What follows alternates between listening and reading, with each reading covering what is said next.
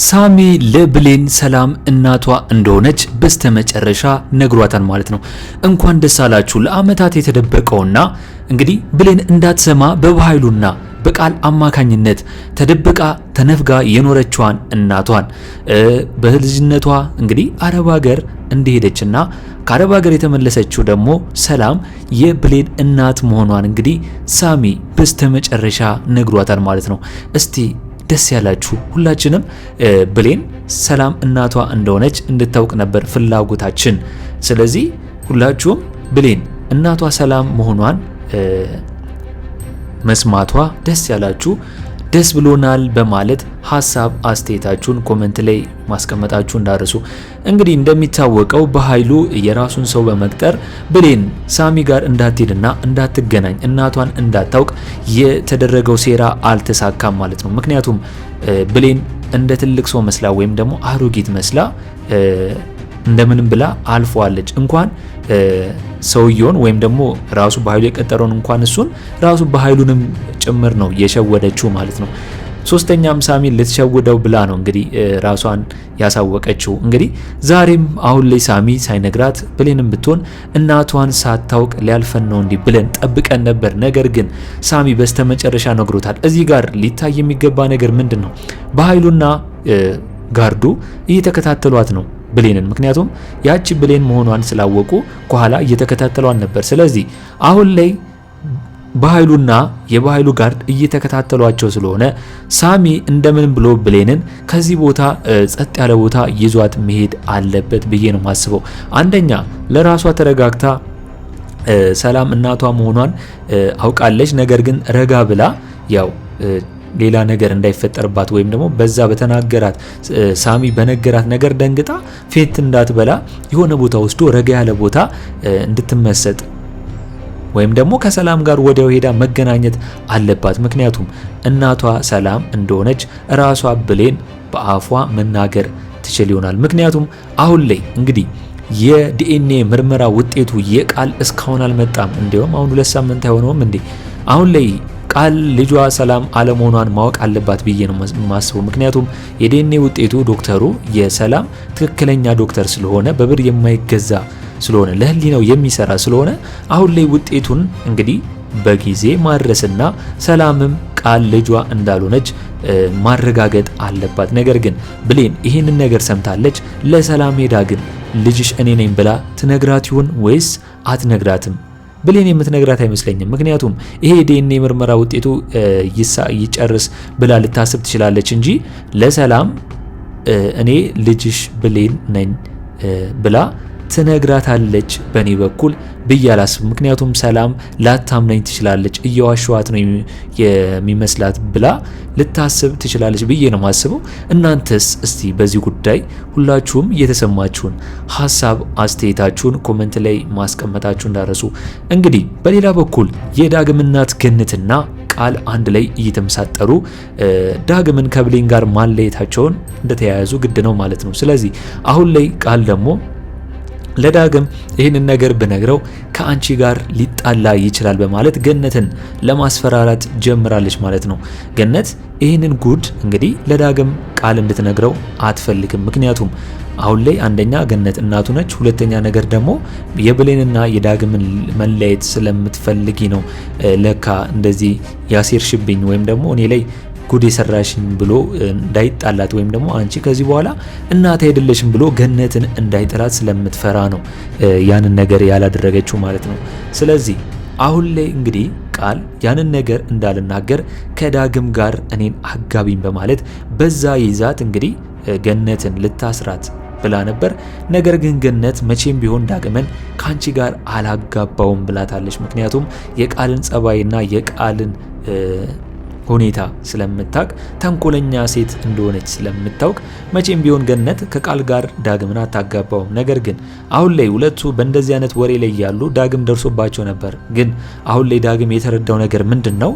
ቃልና ገነት የሆነ ነገር እንዳላቸውና አሁንም ቢሆን የሆነ ያልተዋጠለት ነገር ዳግም እንዳለ እንዳላወቀ ነው እየተሰማው የሚገኘው ማለት ነው። ስለዚህ እናንተ በዚህ ጉዳይ ምን ማድረግ አለባት ዳግም ብላችሁ ታስባላችሁ? ምክንያቱም ዳግም ቃልንም ሆነ ገነትን መከታተል አለበት ብዬ ነው ማስበው በአይነ ቁራኛ። እንደዛ ካደረገ ሁለቱ ሀሳብ እንደሆነና የሁለቱ ነገር እንደሆነ መረዳት ይችላል ብዬ ነው ማስበው። እንግዲህ ዳግም አሁን ላይ የብሌን ስልክ እዛ መቀማጡ አንደኛ ተናዷል፣ ሁለተኛ ነገር ደግሞ ይሄ የብሌን ስልክ እዚህ ሊመጣ ቻለ ብሎ በጣም ተናዶ ነበር።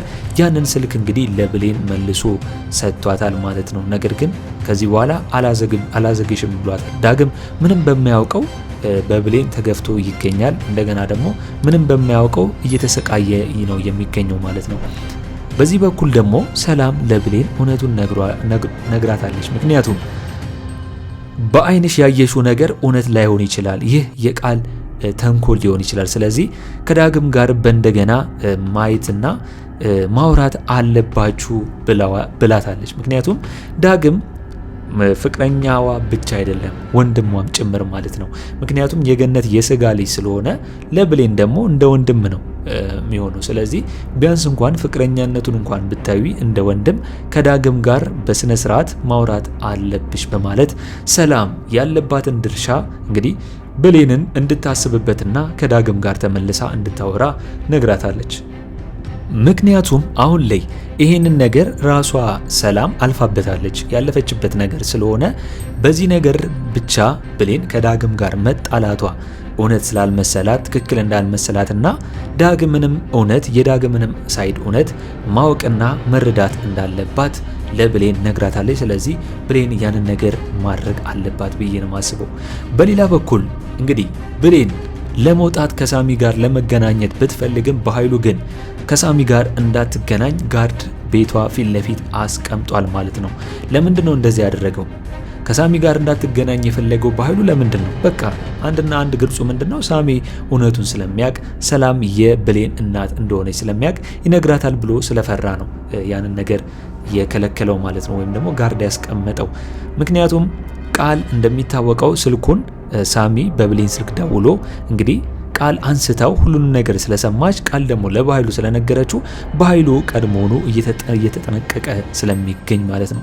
እንግዲህ ቃል አሁን ላይ ለበኃይሉ እነ ዳግም ቤት እንዳረፈችና እነ ገነት ቤት እንዳረፈች ከነገረችው በኋላ ወዲያው በኃይሉ እንግዲህ ለቃል አንድ ስራ ሰጥቷታል ማለት ነው።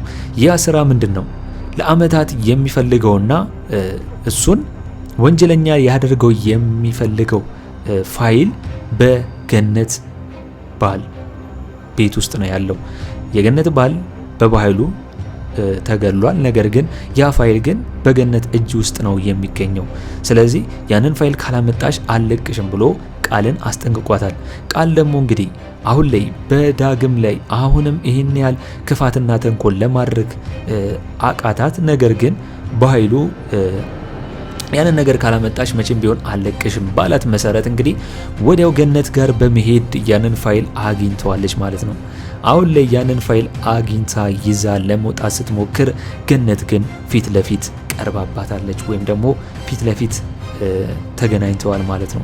ስለዚህ ቃል በምንም አይነት ሁኔታ ውስጥ ያንን ፋይል ይዛ እንድትወጣ ገነት ላታደርጋት ትችላለች። ወይ ቃል ገነት ላይ የሆነ ነገር አንስታ ካልመታቻትና በሆነ ነገር ጭንቅላቷን ካልመታቻት ገነት ያንን ፋይል ቃል ይዛ ካወቀች እንግዲህ ወዲያው ገነት ቃልን ከዛ ቤት ልታባረራት ትችላለች። ይህንን ነገር ካደረገች ደግሞ ገነት ዞሮ ዞሮ ከተባረረች በኋላ ቃል ለዳግም ሄዳ እውነቱን ትነግረዋለች። ምንድነው ያ እውነት?